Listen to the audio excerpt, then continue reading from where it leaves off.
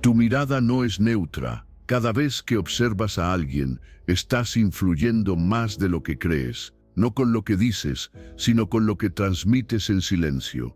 Hay personas que se apagan porque siempre fueron miradas desde el error, la duda o la desconfianza. Y hay otras que despertaron algo extraordinario porque alguien, en algún momento, las miró como si fueran capaces de más. Este audiolibro no es cómodo.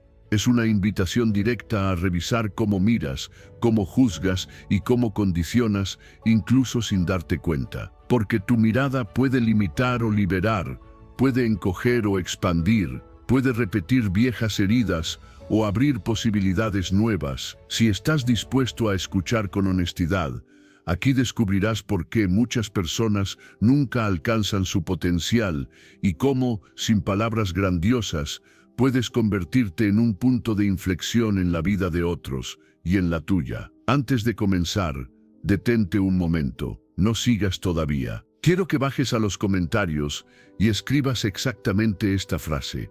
Hoy elijo mirar a los demás con conciencia, respeto y posibilidad real. No lo hagas por costumbre, escríbelo con intención. Cuando lo haces, no solo participas, lo grabas. Al escribirlo, tu mente lo registra como una decisión consciente, como un compromiso personal. Tu subconsciente aprende a través de la repetición y del acto, no solo de escuchar. Este no es un simple comentario, es una declaración interna de cambio. Al dejarla escrita, estás diciendo que a partir de hoy eliges observar distinto, reaccionar distinto y relacionarte desde un nivel más alto de conciencia.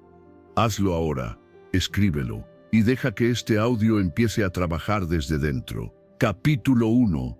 La mirada que tienes sobre otro define en quién puede convertirse. Hay miradas que pesan como un juicio y otras que actúan como una invitación silenciosa a crecer. Cada vez que observas a alguien, no solo estás viendo lo que es ahora, también estás comunicando, incluso sin palabras, lo que crees que puede llegar a ser. Esa percepción se filtra en el tono de tu voz, en la paciencia que ofreces, en la forma en que escuchas o interrumpes. El ser humano es profundamente sensible a esas señales invisibles y responde a ellas mucho más de lo que imagina. Cuando alguien se siente observado desde la desconfianza, tiende a encogerse. Comienza a actuar a la defensiva, a limitarse, a confirmar aquello que percibe que esperan de él. En cambio, cuando se siente visto desde la posibilidad, ocurre algo distinto. Se activa un impulso interno por estar a la altura de esa expectativa, no porque exista presión, sino porque sentirse reconocido despierta responsabilidad, motivación y dignidad personal. Esto sucede en la familia, en el trabajo, en la amistad y también en la forma en que te miras a ti mismo. Muchas personas arrastran bloqueos no por falta de capacidad, sino porque durante años fueron vistas desde la carencia, el error o la etiqueta. Con el tiempo, esa mirada externa se convierte en una voz interna que repite límites incluso cuando ya no existen. Cambiar la forma de mirar rompe ese ciclo silencioso. Mirar desde la posibilidad no significa negar la realidad ni justificar comportamientos dañinos. Significa comprender que una persona no se reduce a su peor momento ni a su error más visible. Todos somos procesos en movimiento. Cuando ajustas tu mirada a esa verdad, tu lenguaje cambia. En lugar de señalar únicamente lo que falla, empiezas a reforzar lo que avanza. En lugar de anticipar fracaso, dejas espacio para la mejora. Las relaciones se transforman cuando alguien se siente genuinamente visto. La confianza genera apertura, la apertura genera aprendizaje, y el aprendizaje sostenido genera cambio real. Esto explica por qué algunas personas crecen rápidamente cuando entran en un entorno donde se espera algo bueno de ellas. No es magia, es coherencia emocional, es sentirse autorizado a evolucionar. Incluso en los conflictos, la mirada que eliges define el resultado. Si miras al otro como un problema, reaccionarás con rigidez. Si lo miras como alguien capaz de comprender y corregir, tu forma de comunicarte será más clara, firme y respetuosa. Esa diferencia modifica la respuesta del otro y reduce la escalada de tensión. Ahora lleva esta idea hacia adentro. La forma en que te miras condiciona tu conducta diaria. Si te observas solo desde tus fallos pasados, actuarás con miedo. Si te miras desde tu capacidad de aprender, te moverás con más libertad. La autoobservación no es neutra. Puede ser una prisión o una plataforma. Elegir conscientemente una mirada más amplia requiere atención. Implica detener el impulso automático de juzgar y reemplazarlo por una observación más completa. Implica recordar que cada persona, incluido tú, está respondiendo a estímulos, historias y heridas que no siempre son visibles. Esa comprensión no debilita, al contrario, fortalece tu inteligencia emocional y tu capacidad de influir positivamente. Cuando sostienes una mirada coherente con crecimiento, tu presencia se vuelve reguladora. Las personas se sienten más seguras, más capaces y más dispuestas a intentarlo de nuevo. No porque les prometas algo, sino porque tu forma de estar comunica confianza real. Esa es una de las influencias más poderosas que existen y casi nadie la entrena de forma consciente. Capítulo 2. Educar no es solo formar la mente, es cultivar el corazón. Educar va mucho más allá de transmitir información o entrenar habilidades. Cada palabra que se dice, cada gesto que se repite y cada silencio que se permite va modelando no solo lo que una persona sabe, sino lo que siente, lo que tolera y la forma en que se relaciona con los demás. La verdadera educación deja huellas invisibles que no aparecen en certificados, pero que determinan la manera de vivir, decidir y convivir a lo largo del tiempo. Es posible formar mentes brillantes y aún así dejar corazones vacíos. Cuando el aprendizaje se reduce únicamente a resultados, métricas o rendimiento, se corre el riesgo de crear individuos eficaces pero desconectados de sí mismos y de los demás. Saber mucho no garantiza comprender, y dominar técnicas no asegura humanidad. La educación auténtica ocurre cuando el conocimiento se acompaña de sensibilidad, cuando pensar y sentir avanzan juntos. Las personas aprenden más de lo que observan que de lo que escuchan. El modo en que alguien trata a otro, cómo gestiona el error, cómo responde ante la diferencia o cómo maneja el poder se convierte en una lección constante. No hace falta un discurso elaborado para enseñar respeto, basta con practicarlo. No se necesitan largas explicaciones para transmitir empatía, basta con ejercerla de forma coherente y sostenida. En los entornos cotidianos, ya sea en casa, en el trabajo o en cualquier espacio compartido, se educa todo el tiempo. Se educa cuando se escucha sin interrumpir, cuando se reconoce un error sin justificarse, cuando se pone un límite con firmeza y sin humillar. También se educa cuando se ignora, cuando se ridiculiza o cuando se actúa con incoherencia entre lo que se dice y lo que se hace. Cada acción refuerza o debilita valores. La formación aporta herramientas, pero la educación da dirección. Una persona puede tener grandes capacidades técnicas y, sin embargo, carecer de criterio ético, autocontrol o sensibilidad social. Cuando falta esta base, el conocimiento puede volverse frío, distante o incluso destructivo. En cambio, cuando el aprendizaje se apoya en valores, las habilidades adquieren propósito y se orientan hacia el bienestar propio y colectivo. Cultivar el corazón no significa eliminar la exigencia ni evitar la disciplina. Significa integrar firmeza con humanidad, claridad con respeto y autoridad con ejemplo. Las normas enseñan límites, pero el modo en que se aplican enseña justicia. La corrección puede formar o puede herir, dependiendo del tono, la intención y la coherencia con la que se ejerza.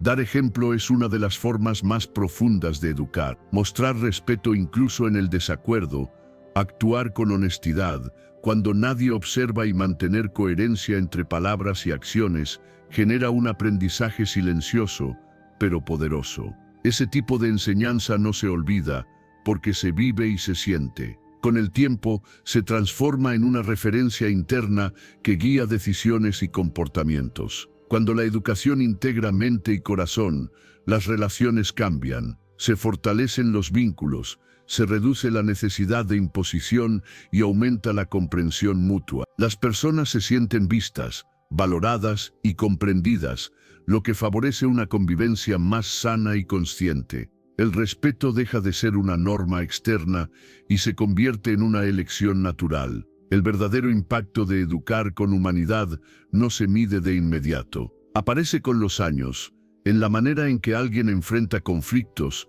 trata a los demás o asume responsabilidades. Es un proceso silencioso, pero profundo. Formar conocimientos prepara para el mundo, cultivar el corazón prepara para vivir en él con sentido, equilibrio y dignidad. Capítulo 3. Las palabras crean realidades, incluso cuando parecen insignificantes. Las palabras no son solo sonidos que se pierden en el aire. Cada palabra deja una huella. Algunas pasan rápido, otras se quedan, se repiten por dentro y comienzan a moldear la forma en que una persona se percibe y actúa. Muchas veces no recordamos exactamente cuándo escuchamos ciertas frases por primera vez, pero sí vivimos sus consecuencias durante años. Lo que se dice, incluso sin intención, puede convertirse en una guía silenciosa para la conducta. Desde la infancia aprendemos quiénes somos a través del lenguaje que nos rodea. Frases simples, comentarios aparentemente inocentes, bromas repetidas, van construyendo una narrativa interna. Cuando alguien escucha con frecuencia que es torpe, distraído, conflictivo o incapaz, su mente empieza a organizar decisiones y comportamientos en coherencia con esas palabras, no porque sean verdaderas, sino porque fueron aceptadas como referencia. El cerebro busca coherencia. Si una etiqueta se repite lo suficiente, la persona comienza a actuar de forma alineada con ella para reducir la tensión interna. Así nacen muchos bloqueos que no tienen origen en una limitación real, sino en un mensaje verbal mal sembrado. El lenguaje no solo describe la realidad, la programa. Esto ocurre también en la vida adulta. Comentarios lanzados al pasar, frases dichas en broma, órdenes formuladas desde la crítica terminan teniendo más impacto del que se reconoce. Decir, tú siempre haces esto mal, o nunca terminas nada, no solo describe una conducta puntual, instala una identidad. Y cuando una identidad se instala, la conducta suele seguirla. Las palabras que usas hacia otros definen el marco en el que esas personas se mueven contigo. Un entorno donde el lenguaje es rígido, descalificador o limitante genera tensión, miedo al error y resistencia. En cambio, un entorno donde el lenguaje reconoce posibilidades crea seguridad psicológica. Las personas se atreven más, se corrigen con menos culpa y avanzan con mayor claridad. El lenguaje interno funciona igual, o incluso con más fuerza. La forma en que te hablas cuando fallas, cuando dudas o cuando te equivocas, determina si te detienes o continúas. Muchas personas no se rinden por falta de capacidad, sino por una conversación interna hostil que desgasta antes de tiempo. Cambiar esa conversación no es autoengaño, es reprogramación consciente. No se trata de usar palabras vacías ni frases exageradas. Se trata de precisión, sustituir etiquetas por descripciones. Cambiar soy malo para esto por estoy aprendiendo. Cambiar nunca puedo por todavía no lo domino. Ese pequeño ajuste reduce la carga emocional negativa y abre espacio para el aprendizaje real. Cuando eliges palabras más constructivas, tu conducta se vuelve más flexible.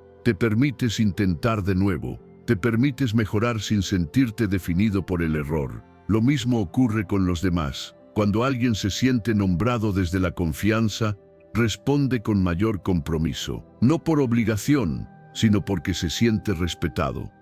Las relaciones cambian cuando el lenguaje cambia. Disminuyen los conflictos innecesarios, aumenta la cooperación y se fortalece la autoestima colectiva. Muchas discusiones no se originan en los hechos, sino en la forma en que se nombran. Ajustar el lenguaje no es suavizar la realidad, es comunicarlas sin dañar. Ser consciente de tus palabras te devuelve poder. Poder para construir, para corregir sin destruir, para influir sin imponer. Cada frase es una oportunidad de abrir o cerrar posibilidades. Elegir bien no requiere perfección, solo atención. Y esa atención, sostenida en el tiempo, transforma dinámicas completas. Capítulo 4. Creer es más transformador que solo saber. Saber algo no siempre cambia la vida. Puedes acumular datos, comprender teorías y repetir ideas correctas sin que nada se mueva realmente dentro de ti. Hay personas que saben exactamente qué deberían hacer, pero permanecen inmóviles, no porque les falte información, sino porque les falta convicción. El conocimiento informa, pero la creencia impulsa. Sin esa fuerza interna, el saber se queda quieto, como una herramienta guardada que nunca se usa. Creer no es negar la razón, es darle dirección. Cuando alguien cree profundamente en una posibilidad, su mente deja de debatir eternamente y empieza a avanzar. La creencia reduce la duda paralizante y transforma la intención en movimiento. Por eso dos personas con el mismo conocimiento pueden tener resultados completamente distintos. Una actúa, la otra posterga. La diferencia no está en lo que saben, sino en lo que creen sobre sí mismas y sobre lo que es posible. Muchas veces la mente entiende que un cambio es necesario, pero el cuerpo no responde. Se siente cansancio, miedo o resistencia. Ahí es donde la creencia cumple su función más importante. Actúa como un puente entre el pensamiento y la acción. Cuando crees, aceptas el riesgo de intentar. Cuando no crees, te refugias en el análisis constante, esperando una seguridad que nunca llega. La creencia no elimina el miedo, pero lo vuelve manejable. Las personas no actúan según lo que saben, sino según lo que consideran verdadero para ellas. Puedes saber que tienes capacidad, pero si no lo crees, seguirás actuando como si no la tuvieras. Puedes saber que mereces algo mejor, pero si no lo crees, tolerarás menos de lo que sabes que vales. La creencia define el límite real de la conducta. Es el filtro silencioso que determina hasta dónde te permites llegar. Por eso es tan importante observar el diálogo interno. Las frases que se repiten en silencio moldean la percepción de la realidad.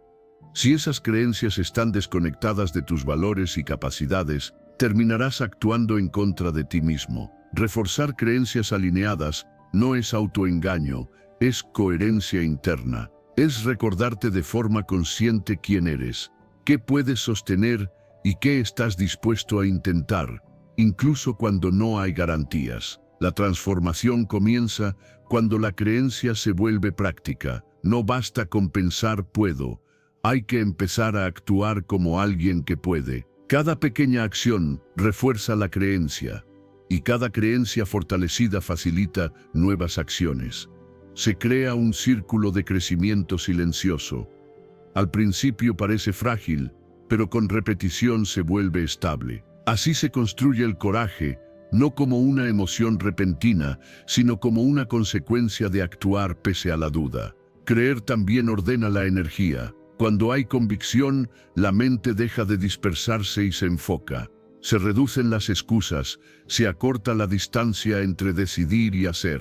La coherencia aparece cuando lo que piensas, sientes y haces empieza a alinearse. No porque todo sea fácil, sino porque hay una dirección clara. La creencia funciona como un eje interno que evita que te fragmentes frente a la dificultad. La iniciativa nace de este punto. No surge de la perfección ni de la certeza absoluta, sino de la confianza suficiente para dar el siguiente paso. Las personas que avanzan no saben más que las demás, pero creen lo suficiente como para empezar.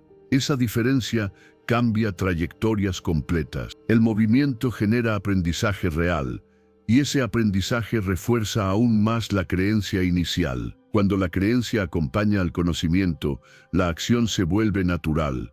Aparece una sensación de integridad, de estar viviendo de acuerdo con lo que se piensa. Esa coherencia interna reduce el conflicto, aumenta la claridad y fortalece la identidad. No se trata de pensar sin cuestionar, sino de creer lo necesario para no quedarse detenido. Ahí surge una vida con más iniciativa, más valentía y una congruencia real entre lo que se comprende y lo que se vive. Capítulo 5. El amor verdadero se expresa en acciones visibles. El amor que no se manifiesta en acciones termina volviéndose frágil, aunque las palabras sean intensas o repetidas. Las personas no construyen seguridad emocional a partir de declaraciones, sino a partir de comportamientos constantes que confirman lo que se dice. Cuando alguien afirma amar, pero sus actos no acompañan, se genera una disonancia que con el tiempo desgasta la confianza. No es falta de sentimiento, es falta de coherencia. En la vida cotidiana, el amor se reconoce en los detalles que no buscan aplauso. Se expresa en la presencia real cuando el otro atraviesa cansancio, confusión o dificultad. Estar ahí no siempre significa hablar o resolver, muchas veces significa permanecer sin huir. Esa permanencia comunica más que cualquier promesa, porque demuestra prioridad y compromiso silencioso. Comprender es una de las formas más profundas de amar. Comprender no es justificar todo ni estar siempre de acuerdo, es intentar ver la experiencia del otro con apertura. Cuando alguien se siente comprendido, baja sus defensas. Ya no necesita explicarse con exceso ni protegerse del juicio. Esa sensación de ser entendido crea un espacio emocional donde la relación puede crecer sin miedo. Cuidar es otra expresión clara del amor auténtico. Cuidar no es vigilar ni controlar, es prestar atención consciente, es notar cuando algo cambia, cuando el ánimo baja, cuando el silencio pesa más de lo normal. El cuidado se expresa en gestos simples, en preguntas oportunas, en acciones que buscan bienestar sin invadir. Cuando alguien se siente cuidado, percibe valor propio dentro del vínculo. El amor también se reconoce cuando inspira. Inspirar no significa presionar para que el otro sea distinto, sino convertirse en un entorno que favorece el crecimiento.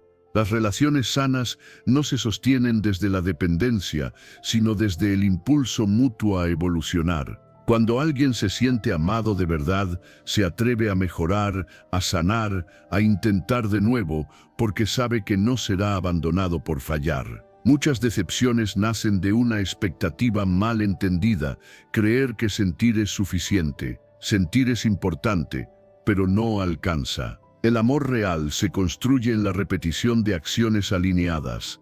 Decir, me importas tiene sentido cuando se acompaña de tiempo, atención y respeto. Decir, cuenta conmigo, se valida cuando, efectivamente, hay respuesta en los momentos difíciles. Escuchar es una acción poderosa que suele subestimarse. Escuchar de verdad implica dejar de lado la necesidad de tener razón, de corregir o de minimizar lo que el otro siente. Cuando alguien se siente escuchado, experimenta alivio emocional. Esa experiencia fortalece el vínculo porque transmite aceptación y reconocimiento. No se trata de solucionar, se trata de sostener. Acompañar es otra forma concreta de amar. Acompañar no es dirigir la vida del otro, ni imponer caminos, es caminar al lado, respetando ritmos y procesos. Hay momentos en los que el acompañamiento se expresa con palabras de ánimo, y otros en los que solo el silencio compartido es suficiente. Saber estar sin invadir ni desaparecer es una habilidad emocional que fortalece cualquier relación. Apoyar también es actuar sin esperar retorno inmediato. Es ofrecer ayuda cuando no es cómodo, cuando no hay reconocimiento o cuando el esfuerzo pasa desapercibido. Ese tipo de apoyo construye vínculos sólidos, porque no depende de la conveniencia. La persona que recibe ese apoyo aprende que puede confiar, que no está sola cuando más lo necesita. Con el tiempo, las acciones constantes crean una base de confianza estable. La relación deja de sostenerse en expectativas inciertas y se apoya en hechos observables. Esa estabilidad permite que ambas personas se relajen, se expresen con mayor autenticidad y enfrenten los desafíos con menos temor a la decepción. El amor que se vive así no necesita ser explicado una y otra vez. Se siente, se percibe, se confirma en cada gesto, en cada decisión, en cada momento en que alguien elige actuar de forma coherente con lo que dice sentir. Ahí es donde el vínculo adquiere profundidad real y sentido duradero. Capítulo 6. Las historias sostienen la mente en la adversidad. Cuando todo parece desordenarse por dentro, la mente busca algo a lo que aferrarse. No siempre encuentra respuestas inmediatas, pero sí puede encontrar sentido.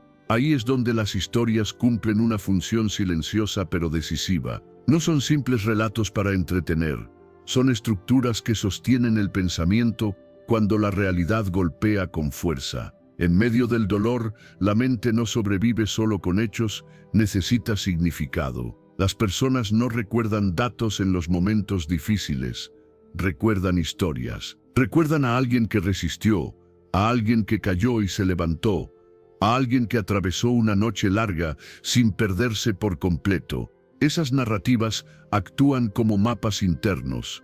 No eliminan el sufrimiento, pero evitan que se vuelva caótico. Le dan forma, principio y dirección, incluso cuando el final aún no se ve. La narrativa interna determina cómo se vive una crisis. Dos personas pueden atravesar la misma situación y salir con consecuencias completamente distintas. Una se rompe, la otra se transforma. La diferencia no está en lo ocurrido, sino en la historia que cada una se cuenta sobre lo ocurrido. Si la mente interpreta el dolor como castigo o fracaso definitivo, se paraliza. Si lo interpreta como etapa, prueba o tránsito, se mantiene en movimiento. Desde siempre, los relatos han servido para transmitir fuerza. No solo enseñan qué hacer, enseñan cómo resistir. En una historia hay referentes, modelos de conducta, decisiones que inspiran. Al escucharlas o recordarlas, la mente encuentra compañía. Deja de sentirse sola frente al reto. Comprende que otros han pasado por algo similar y que la experiencia humana incluye la caída, la duda y la reconstrucción. Cuando la realidad se vuelve dura, el silencio interno se llena de palabras. Si esas palabras son desordenadas, negativas o fatalistas, el impacto emocional se multiplica. Pero si la narrativa se construye con conciencia, puede convertirse en un apoyo constante. No se trata de negar lo que duele, sino de integrarlo dentro de una historia más amplia, donde el dolor no es el final, sino una parte del proceso. Compartir relatos inspiradores no es ingenuo, es estratégico. Escuchar cómo alguien atravesó una crisis activa zonas de la mente asociadas a la esperanza y a la posibilidad. El cerebro aprende por imitación y por significado. Cuando una historia resuena, se convierte en una referencia interna disponible para los momentos de dificultad. Es como tener una voz que recuerda que avanzar sigue siendo posible. La narrativa personal también se puede construir de forma consciente. Cada persona se cuenta su propia historia todos los días, aunque no siempre lo note. La pregunta clave es, ¿qué tipo de historia estás reforzando? Una donde siempre pierdes, donde todo sale mal, donde no hay salida, o una donde, aun con tropiezos, sigues aprendiendo, ajustando y avanzando. Cambiar la narrativa no cambia el pasado, pero transforma la forma en que el pasado influye en el presente. La resiliencia no surge de la ausencia de problemas, surge de la capacidad de interpretarlos sin perder dirección. Las historias ayudan a mantener esa dirección cuando las emociones intentan desbordar. Funcionan como anclas mentales, te recuerdan quién eres cuando la confusión aparece y qué valores siguen vigentes incluso en la tormenta. Construir una narrativa fortalecedora implica elegir con cuidado las palabras internas. Implica dejar de decir, esto me destruyó, y empezar a decir, esto me puso a prueba. No es una cuestión de optimismo vacío, sino de enfoque. El lenguaje moldea la percepción, y la percepción moldea la respuesta. Una historia bien construida no elimina el dolor, pero evita que te defina por completo. Cuando la mente tiene una historia a la cual aferrarse, atraviesa la adversidad sin perder identidad. Puede sentirse cansada, herida o confundida, pero no desorientada. Sabe que está en un capítulo difícil, no en el final. Esa claridad sostiene la acción, protege la esperanza y permite seguir avanzando incluso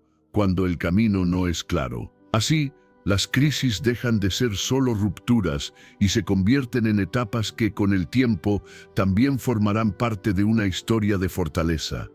Capítulo 7. Sin respeto, admiración y afecto no hay aprendizaje real. El aprendizaje real no ocurre en el vacío ni se sostiene solo con información.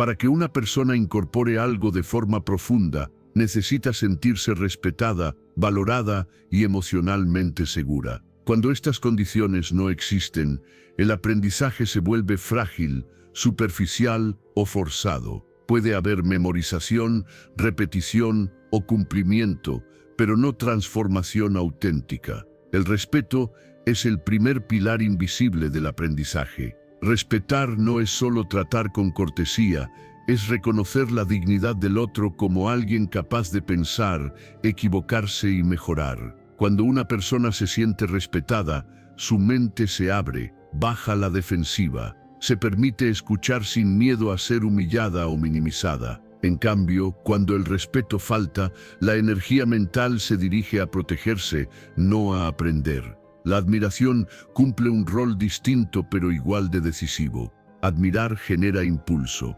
Cuando alguien admira a quien enseña o al entorno en el que aprende, aparece el deseo de imitar, de acercarse, de estar a la altura. La admiración despierta motivación interna, no por obligación, sino por inspiración. Nadie aprende profundamente de alguien a quien desprecia o teme. El afecto completa este triángulo esencial.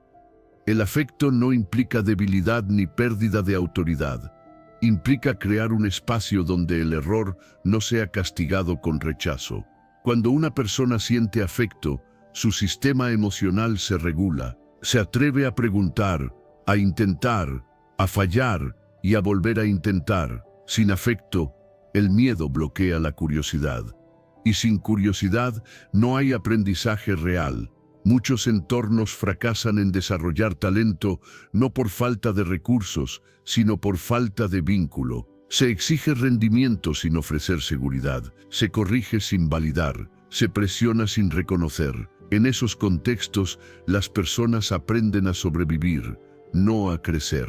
Hacen lo mínimo necesario, esconden sus dudas y desconectan su interés genuino. El cerebro aprende mejor cuando se siente seguro. La seguridad emocional no es comodidad excesiva, es la certeza de que el valor personal no está en juego ante cada error. Cuando alguien sabe que no será ridiculizado ni descartado por equivocarse, su mente explora con mayor libertad, y esa exploración es la base del aprendizaje duradero. Generar entornos de aprendizaje sanos requiere atención constante. No basta con un gesto aislado de reconocimiento. La valoración debe ser coherente y sostenida. Reconocer avances, no solo resultados. Valorar el esfuerzo, no solo el talento visible. Nombrar lo que se hace bien con la misma claridad con la que se corrige lo que puede mejorar.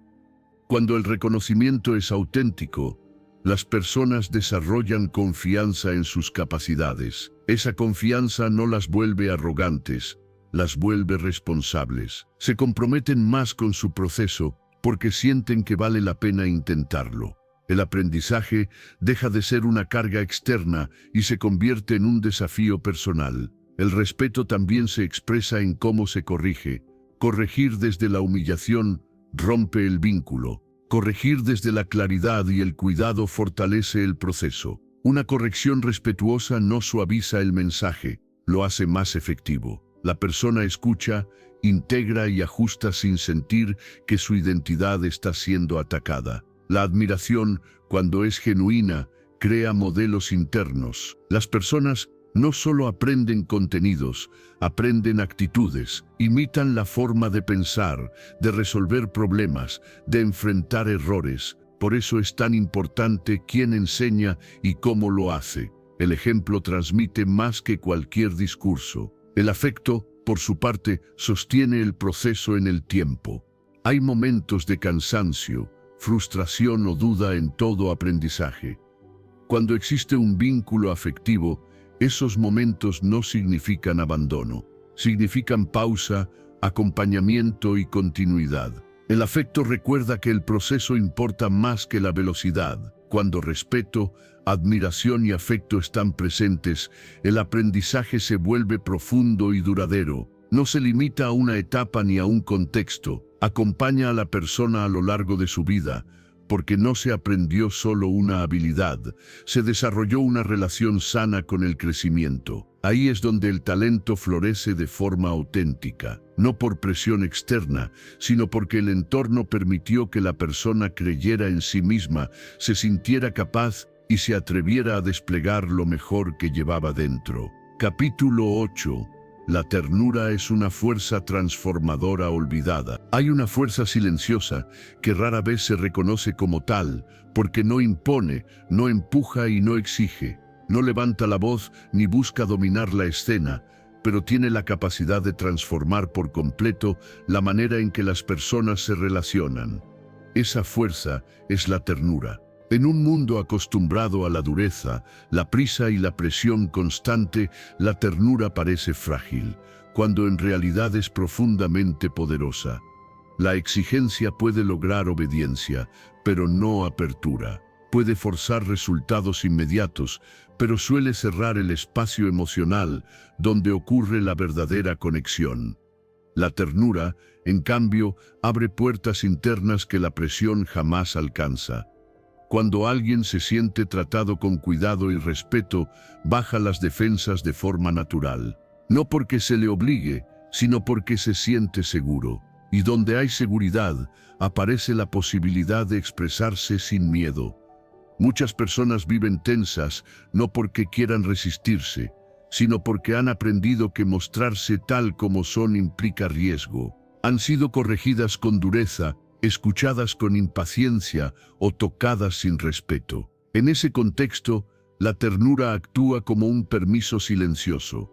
Permite respirar, hablar y sentir sin la amenaza constante de ser juzgado o invalidado. No es debilidad, es una señal clara de presencia consciente. Un gesto simple puede cambiar por completo una interacción. Una mirada atenta, una pausa antes de responder, un tono que no hiere. Estos detalles, que parecen pequeños, comunican algo profundo. Aquí no tienes que defenderte. Cuando eso ocurre, la comunicación deja de ser un intercambio tenso y se convierte en un espacio compartido. La ternura no busca ganar, busca comprender, y esa intención se percibe incluso sin palabras. Escuchar en silencio es una de las formas más claras de ternura. No interrumpir, no corregir de inmediato, no adelantarse con soluciones.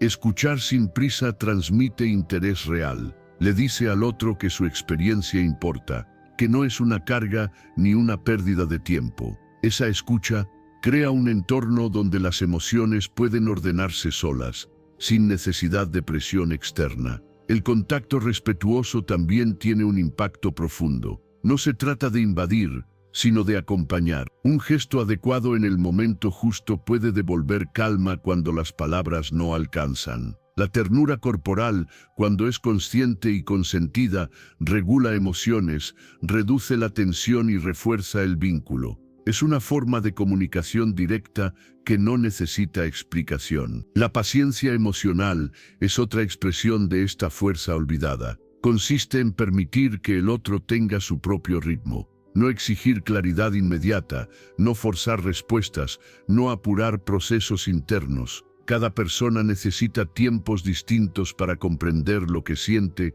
y lo que quiere decir. Respetar ese ritmo no es pasividad, es madurez emocional. Es entender que presionar suele retrasar, mientras que acompañar facilita. Cuando la ternura está presente, las conversaciones fluyen de otra manera. Se reduce el miedo a equivocarse y aumenta la honestidad. Las personas se atreven a decir lo que realmente piensan, no lo que creen que deben decir. Eso crea vínculos más seguros, donde no hace falta actuar ni esconder partes esenciales de uno mismo. La confianza crece porque no está basada en el control, sino en el cuidado mutuo. La ternura también transforma a quien la practica, obliga a bajar la guardia, a estar atento, a regular la propia reactividad. No se puede ser tierno desde la prisa ni desde la ira. Requiere presencia, autocontrol y sensibilidad.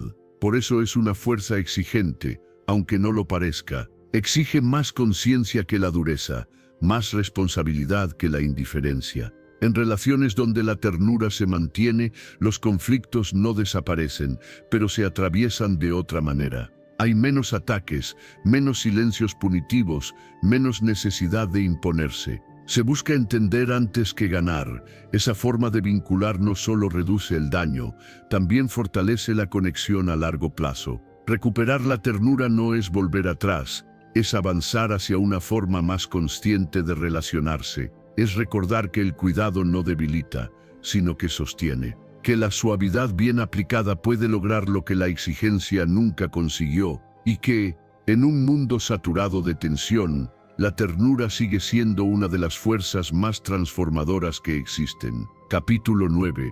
Muchas conductas conflictivas son búsquedas de reconocimiento. Muchas conductas que parecen exageradas, inmaduras o incluso agresivas, no nacen del deseo de dañar, sino de una necesidad profunda de ser visto.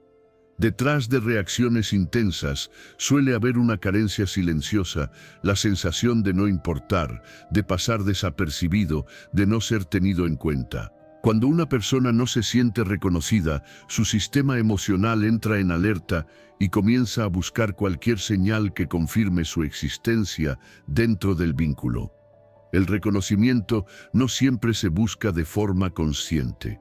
A veces aparece disfrazado de queja constante, de provocación, de dramatismo o de conflicto innecesario. No porque la persona disfrute del caos, sino porque el conflicto garantiza algo que el silencio no ofrece atención. Para muchas personas, una reacción negativa sigue siendo preferible al vacío absoluto de no generar ninguna respuesta. El ser humano necesita señales emocionales que confirmen su valor. Una palabra, una mirada, un gesto de validación pueden regular estados internos que de otro modo se desbordan. Cuando esas señales faltan de forma prolongada, la mente aprende que solo siendo problemático logra ser visto. Así se forman patrones relacionales que luego se repiten en distintas áreas de la vida. Esto se observa con frecuencia en relaciones cercanas. Una persona interrumpe, discute o provoca sin razón aparente, y la reacción inmediata suele ser juzgarla como conflictiva. Sin embargo, si se observa con más profundidad,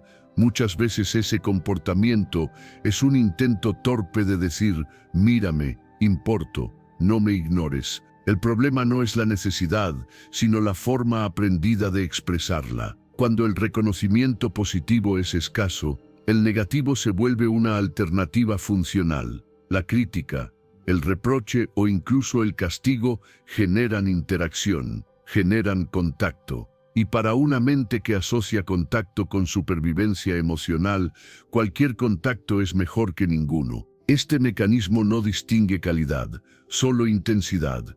Ofrecer reconocimiento sincero tiene un efecto regulador poderoso. No se trata de halagar de forma artificial ni de reforzar conductas dañinas, sino de validar la existencia emocional del otro. Reconocer un esfuerzo, escuchar sin interrumpir, nombrar algo que el otro hace bien, puede desactivar una cadena completa de conflictos innecesarios. La persona deja de luchar por atención porque ya no necesita pelear para existir. El reconocimiento no debilita la autoridad ni fomenta dependencia. Al contrario, fortalece la autonomía emocional. Cuando alguien se siente visto, ya no necesita exagerar, competir o llamar la atención de forma disfuncional. Se vuelve más claro, más directo, más equilibrado. La calma aparece cuando la necesidad básica está cubierta. También es importante aprender a pedir afecto de manera directa. Muchas personas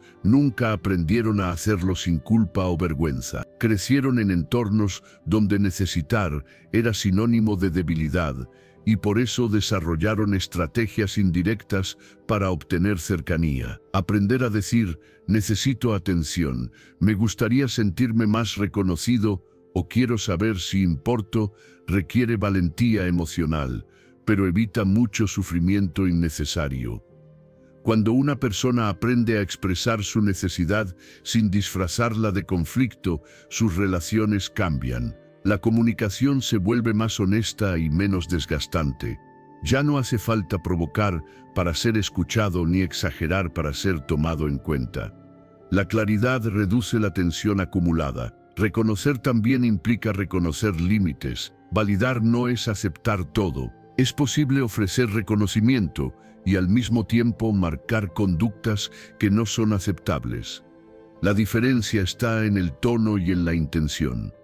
Cuando una corrección viene acompañada de respeto, el mensaje se recibe mejor. Cuando viene desde el desprecio, refuerza el patrón de búsqueda negativa. Las relaciones más equilibradas no son aquellas donde no hay conflictos, sino aquellas donde las necesidades emocionales se reconocen antes de que se transformen en problemas. Entender que muchas conductas difíciles son pedidos mal formulados permite responder con más inteligencia y menos reactividad. Cuando el reconocimiento fluye de forma sana, los conflictos disminuyen. Las personas se sienten más seguras, menos amenazadas, más dispuestas a cooperar. La energía que antes se usaba para llamar la atención se libera para construir, crecer y conectar de forma más auténtica. Ahí es donde las relaciones dejan de ser campos de batalla y se convierten en espacios de equilibrio real.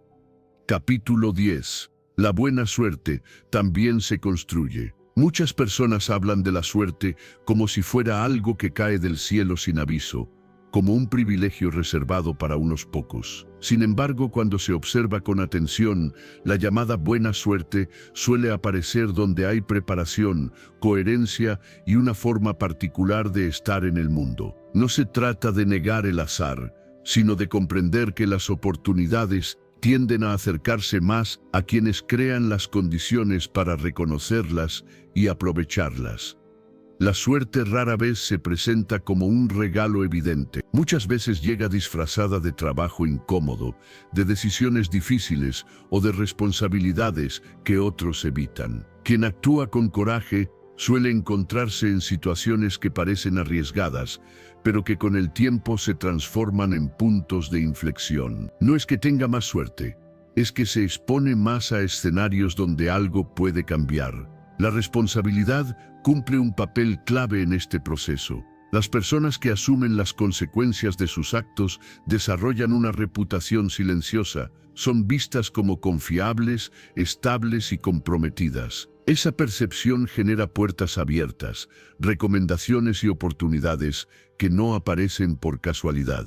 La buena suerte, en este sentido, se construye a través de la constancia y del cumplimiento, incluso cuando nadie está mirando. La cooperación es otro factor que suele pasarse por alto. Quien colabora, comparte y aporta valor al entorno, crea redes humanas sólidas. En esos espacios circula información, apoyo y posibilidades. Ayudar no garantiza recompensas inmediatas, pero sí fortalece vínculos que, en el momento menos esperado, pueden convertirse en oportunidades reales. La suerte muchas veces llega a través de otras personas. El propósito también orienta el camino. Cuando alguien sabe por qué hace lo que hace, toma decisiones con mayor claridad.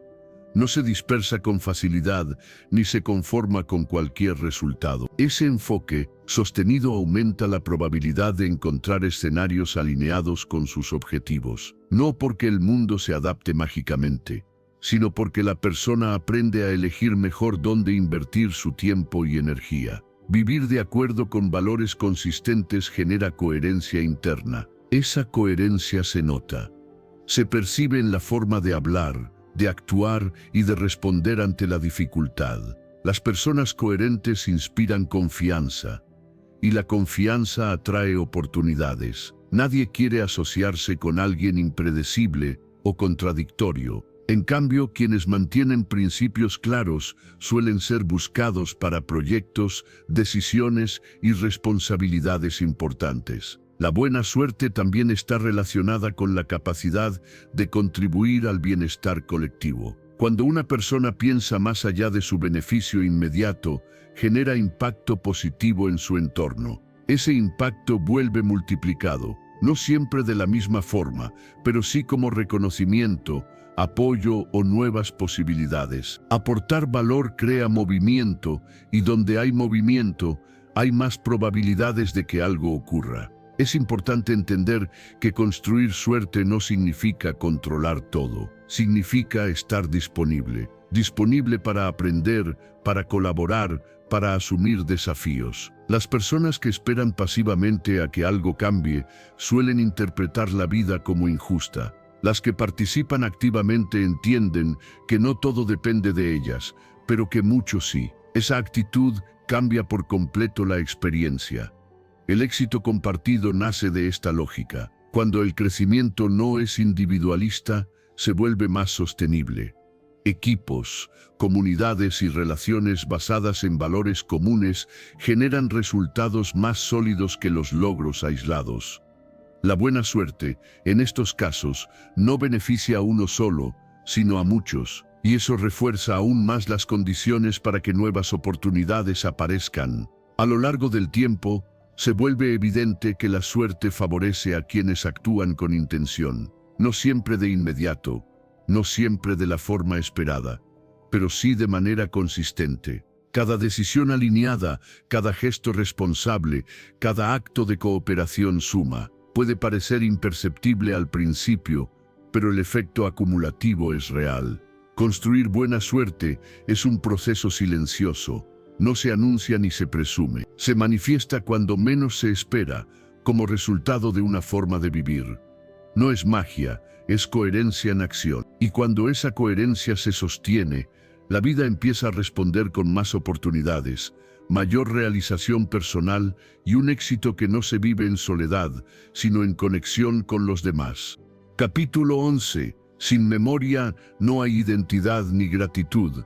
La memoria no es solo un archivo del pasado, es el hilo que mantiene unida la experiencia humana. Sin memoria, cada día sería un comienzo vacío, sin referencias, sin aprendizaje, sin continuidad. Recordar no es quedarse atrapado en lo que fue, es reconocer lo que nos trajo hasta aquí y lo que dio forma a nuestra manera de sentir, pensar y actuar. Cada recuerdo cumple una función silenciosa. La memoria cognitiva guarda hechos, decisiones y consecuencias. Gracias a ella aprendemos qué caminos funcionaron y cuáles nos llevaron a errores. La memoria emocional conserva las sensaciones asociadas a esas experiencias, permitiendo reconocer lo que nos hizo bien y lo que nos dañó. Y la memoria ética integra ambas, transformando vivencias en criterios internos que orientan nuestras elecciones. Cuando una persona pierde el vínculo con su memoria, también pierde coherencia. Sin recuerdos claros, las decisiones se vuelven impulsivas, repetitivas, desconectadas del sentido. Se tropieza con los mismos obstáculos porque no se recuerda la lección. Se repiten patrones porque no se reconoce su origen. La memoria no solo recuerda, advierte. Recordar también es un acto de gratitud. Nadie se construye solo. Cada persona es resultado de encuentros, ayudas, palabras oportunas y gestos que dejaron huella.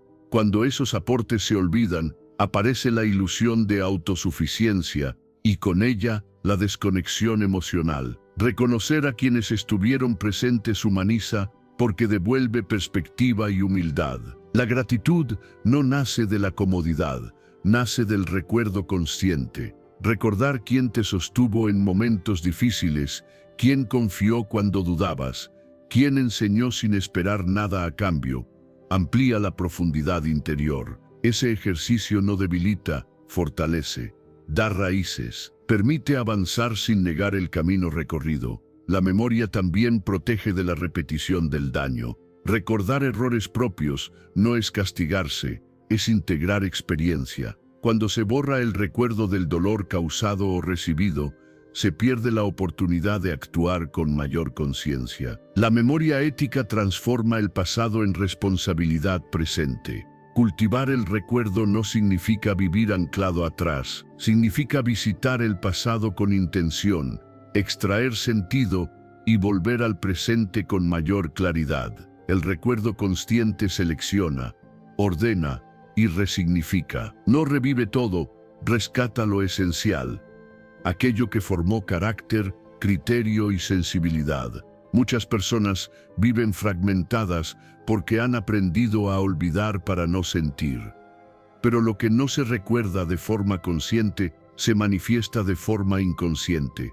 Aparece en reacciones, miedos, elecciones repetidas. La memoria integrada, en cambio, permite comprenderse y actuar con mayor libertad. Recordar quién fuiste ayuda a entender quién eres. Reconocer cambios, aprendizajes y transformaciones construye identidad. Sin memoria, la identidad se vuelve frágil, dependiente de estímulos externos. Con memoria, aparece continuidad interna, la sensación de tener una historia y un propósito. Practicar el recuerdo consciente puede ser simple. Detenerse a repasar experiencias clave, nombrar personas que dejaron marca, reconocer momentos que cambiaron el rumbo, agradecer internamente lo aprendido, incluso de lo difícil. Ese ejercicio fortalece la relación contigo mismo. La profundidad interior se construye cuando el pasado dialoga con el presente, cuando los recuerdos no pesan, enseñan, cuando no encadenan, orientan. Ahí la memoria deja de ser carga y se convierte en fundamento. Un fundamento que sostiene identidad, gratitud y sentido de vida. Cuando el recuerdo se cultiva con honestidad, la vida adquiere espesor. Las decisiones dejan de ser reacciones automáticas y comienzan a responder a una comprensión más amplia.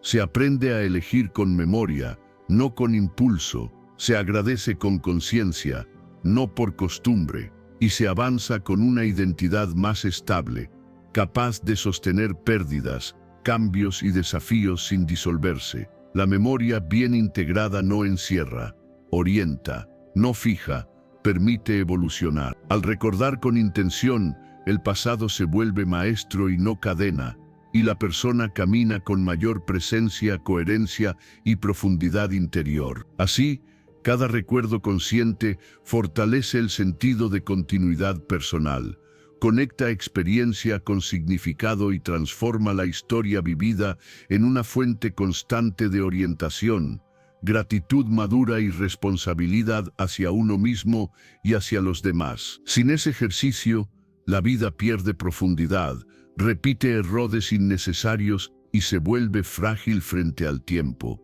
Presente constante. Capítulo 12. El verdadero aprendizaje nace del amor profundo. El aprendizaje que realmente transforma no nace de la obligación ni del miedo al error. Nace cuando hay un vínculo afectivo que da sentido al esfuerzo.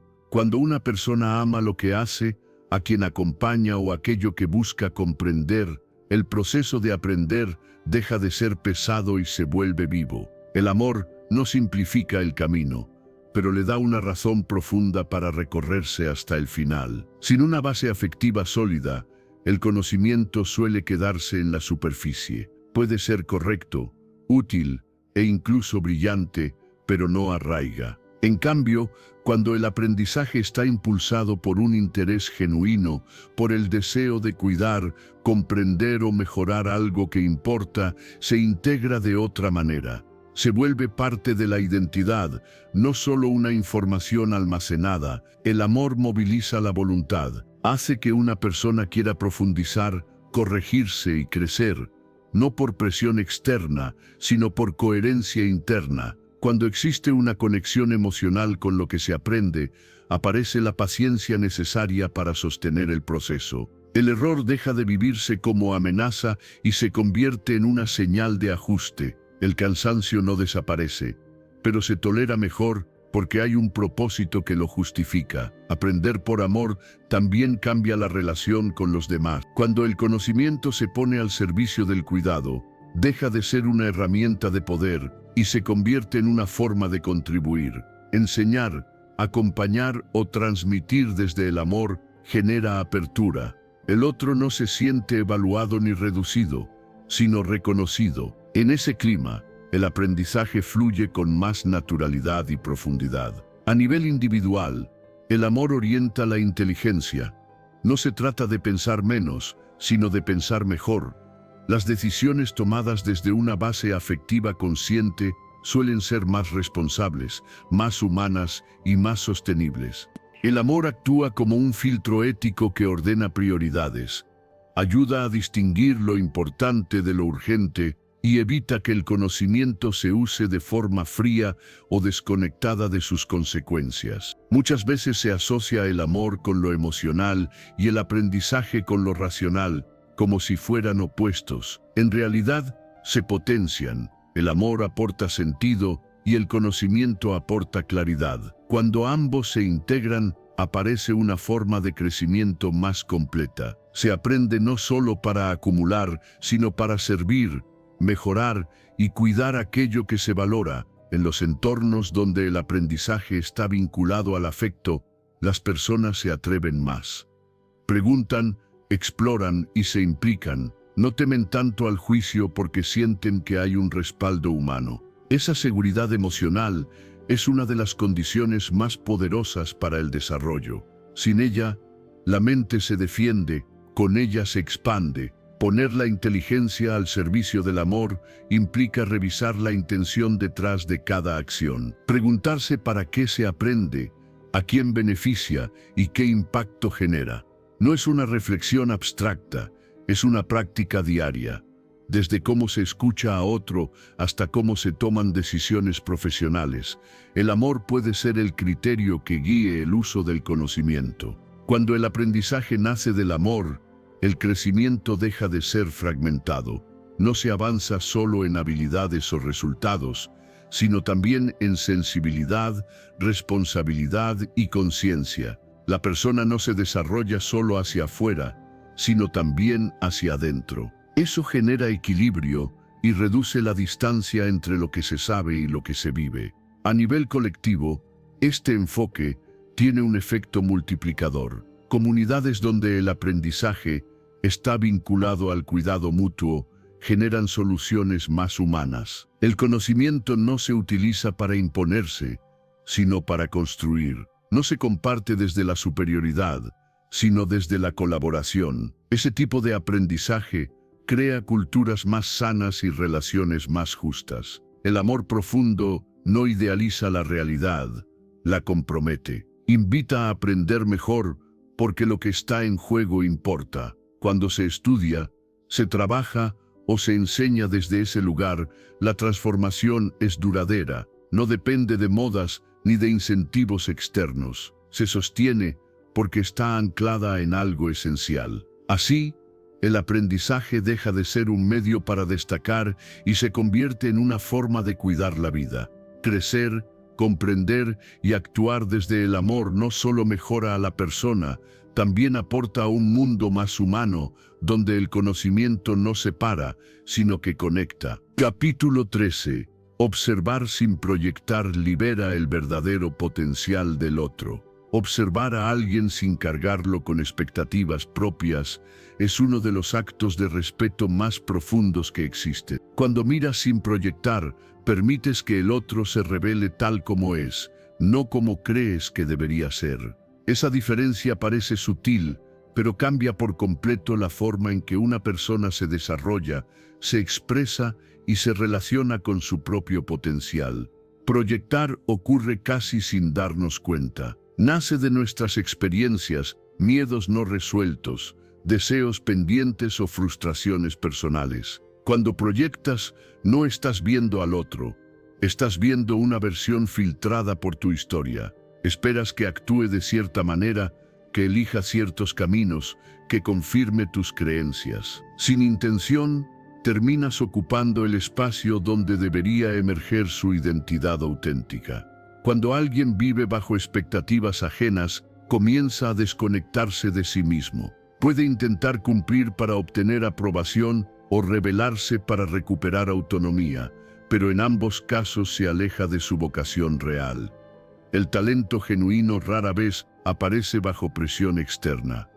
Necesita espacio, tiempo y una mirada que no juzgue antes de comprender. La observación atenta funciona de otra manera. No busca corregir de inmediato ni dirigir cada paso. Se basa en la escucha, en la curiosidad genuina, en la disposición a descubrir en lugar de imponer. Observar sin proyectar implica suspender el impulso de intervenir constantemente y permitir que la persona muestre cómo piensa, siente y crea. Cuando alguien se siente observado sin juicio, aparece la seguridad.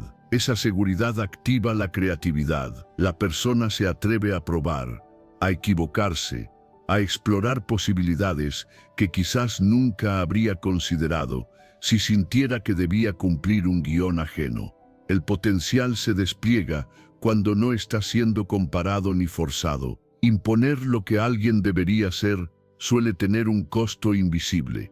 Se apagan intereses, se minimizan habilidades no reconocidas, se generan dudas internas. Muchas personas arrastran la sensación de no estar viviendo su propia vida, sino una versión adaptada para satisfacer expectativas externas. Esa desconexión suele expresarse en desmotivación, ansiedad o conflictos constantes. La atención silenciosa es una herramienta poderosa. Escuchar más de lo que diriges permite captar señales que normalmente pasan desapercibidas. Tonos de voz, entusiasmo espontáneo, preguntas recurrentes, formas naturales de resolver problemas. Ahí están las pistas del talento auténtico, pero solo se revelan cuando no hay prisa por encasillar. Preguntar antes de decidir por el otro es una práctica transformadora. Preguntar demuestra interés real y reconoce autonomía. En lugar de asumir lo que conviene,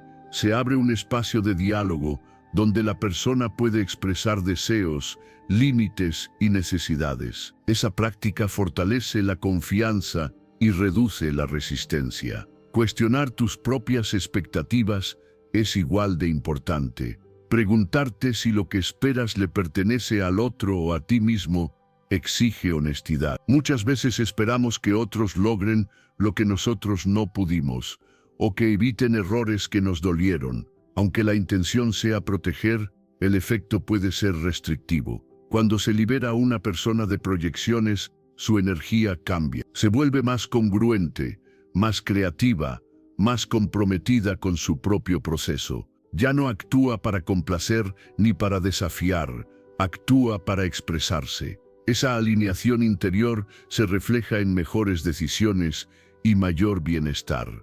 Los vínculos también se transforman. Al desaparecer la imposición, aparece el respeto profundo. Las relaciones dejan de ser escenarios de control y se convierten en espacios de acompañamiento. Cada persona puede crecer a su ritmo, con apoyo, pero sin invasión. Observar sin proyectar no significa desentenderse ni ser pasivo. Significa intervenir desde la comprensión, no desde la imposición. Significa ofrecer orientación cuando se pide, apoyo cuando se necesita y silencio cuando el otro está descubriendo su propio camino. Cuando esta forma de mirar se sostiene en el tiempo, el potencial florece de manera natural. Las personas se sienten vistas, no moldeadas, escuchadas, no dirigidas, respetadas, no definidas. Y en ese espacio de libertad consciente surge lo mejor que cada uno puede ofrecer: creatividad genuina, identidad sólida y vínculos basados en respeto real. Capítulo 14. Aceptar la diferencia es un acto de amor maduro. Aceptar la diferencia no es resignación ni indiferencia. Es una forma profunda de respeto que nace cuando se comprende que cada persona habita el mundo desde una historia, una sensibilidad y unas necesidades distintas. Pretender que el otro piense, sienta o actúe como uno mismo suele presentarse como amor, pero en realidad es una forma sutil de control. Amar de manera madura implica permitir que el otro sea, incluso cuando no coincide con nuestras expectativas. Muchos conflictos no surgen por lo que ocurre, sino por la resistencia a que ocurra de una forma distinta a la que imaginamos. La mente se aferra a la idea de cómo deberían ser las cosas y al no cumplirse aparece la frustración. Esa fricción constante desgasta. Aceptar la diferencia disuelve gran parte de ese desgaste porque elimina la lucha innecesaria contra lo que no depende de uno. Permitir no es aprobar todo ni renunciar a los propios límites. Es reconocer que el otro no es una extensión de uno mismo. Cada persona procesa la realidad con ritmos y prioridades diferentes. Cuando se intenta corregir constantemente, se envía un mensaje implícito. Así como eres, no es suficiente. Ese mensaje, repetido en el tiempo, rompe la confianza y apaga la autenticidad. La aceptación amplía la conciencia porque obliga a salir del propio punto de vista. Al aceptar que existen formas válidas de vivir distintas a la propia, la mente se vuelve más flexible. Esa flexibilidad reduce el conflicto interno y externo. Ya no se trata de ganar una discusión o imponer una visión, sino de comprender que la diversidad no es una amenaza, sino una riqueza. Reemplazar la corrección por curiosidad cambia por completo la dinámica de una relación. En lugar de preguntar ¿por qué no haces esto como yo?, aparece la pregunta ¿qué te mueve a hacerlo así? Esa curiosidad genuina abre espacios de diálogo donde antes había tensión. El otro se siente visto, no juzgado. Y cuando alguien se siente visto, baja las defensas. Acompañar sin imponer resultados requiere madurez emocional. Implica tolerar la incertidumbre de no saber cómo terminará el proceso del otro. Muchas veces se corrige porque se quiere evitar el error, el dolor o el fracaso ajeno. Pero ese intento de protección puede convertirse en una forma de negarle al otro su propia experiencia. Cada camino tiene aprendizajes que no se pueden delegar. Validar caminos distintos no significa abandonar el propio, significa coexistir sin competir. Dos personas pueden amar, colaborar o convivir sin recorrer el mismo trayecto. Cuando se acepta esto, la relación se vuelve más liviana. Desaparece la necesidad de convencer, corregir o demostrar. Queda el encuentro entre dos identidades completas, no entre un modelo y su copia. La paz interior aumenta cuando se deja de luchar contra la diferencia. Gran parte del malestar emocional proviene de intentar cambiar lo que no se puede controlar. Al soltar esa exigencia, la energía se libera. Se invierte menos esfuerzo en resistir y más en comprender. Esa redistribución interna se siente como alivio. Las relaciones más libres son aquellas donde no se exige uniformidad. En ellas, cada persona puede expresarse sin temor a ser invalidada. Esa libertad fortalece el vínculo porque se basa en elección, no en obligación. Se permanece por afinidad y respeto, no por presión. La autenticidad florece cuando no hay que actuar para encajar. Aceptar la diferencia también es un acto de honestidad con uno mismo. Reconoce que no se tiene la verdad absoluta ni el control total. Esa humildad reduce la rigidez y favorece el crecimiento personal. Al convivir con lo distinto se aprende, se amplía el repertorio emocional y se desarrollan nuevas formas de entender la vida. Menos fricción emocional no significa ausencia de desacuerdos. Significa que los desacuerdos no se convierten en batallas. Se pueden expresar límites y opiniones sin invalidar al otro. Se puede disentir sin romper. Esa habilidad transforma la calidad de cualquier vínculo. Cuando se permite al otro ser, se permite también ser a uno mismo. La aceptación es bidireccional. Cuanto más espacio se da, más espacio se recibe. Así, las relaciones se vuelven más auténticas, la paz interior se vuelve más estable y el amor deja de ser una lucha para convertirse en un encuentro consciente entre diferencias que conviven en respeto. Si llegaste hasta aquí, detente un segundo y reconócelo. Eso ya habla de tu compromiso real con el cambio. No todos sostienen la atención hasta el final. Felicítate, estás haciendo algo distinto y vas por buen camino. Antes de irte, baja nuevamente a los comentarios y escribe otra vez: hoy elijo mirar a los demás con conciencia, respeto y posibilidad real. Repetirlo refuerza la decisión y la consolida dentro de ti. Si este contenido te aportó claridad, dale like. Ese gesto apoya este trabajo y ayuda a que llegue a más personas. Y suscríbete para seguir profundizando juntos. Lo que estás construyendo hoy empieza a notarse desde dentro.